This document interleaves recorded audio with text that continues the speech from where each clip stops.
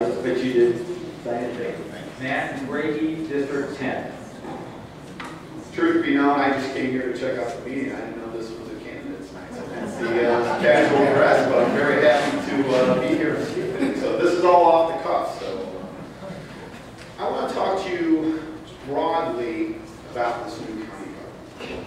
Let's first think about the old government. Let's put that in context in some of the founding documents of our country's history. Paraphrasing the Declaration of Independence. Government gets its just powers from the consent of the government. And those powers are supposed to be limited to protecting life, liberty, and the pursuit of happiness. And now, whenever a government becomes contrary to those things, it is the right of the people to alter or to abolish it and institute new government based upon those principles.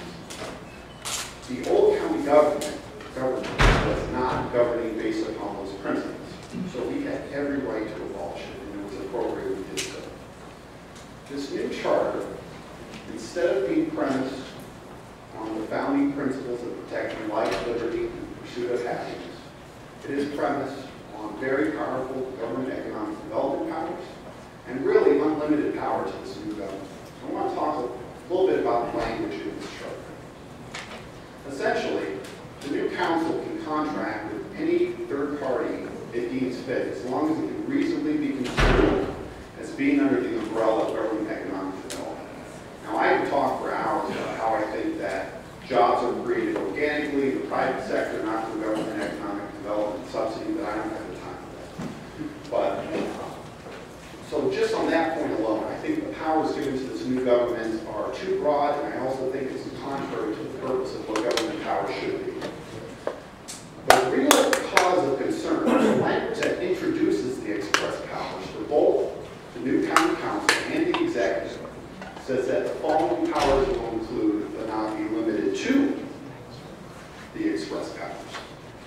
So as far as I can tell, other than some very vague language at the beginning of the charter that talks about respecting municipal rule, as far as I can tell, there is really no limit to the power of this new government other than state and federal law and their respective constitutions.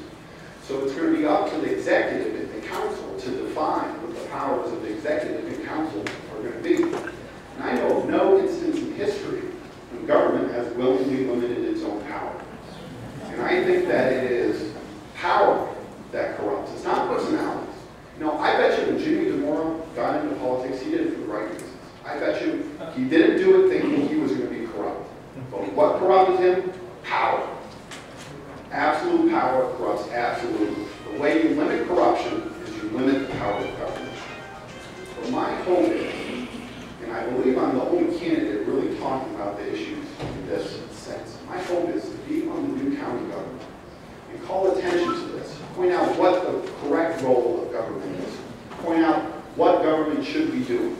And that's protecting life, liberty, pursuit of happiness. That's the core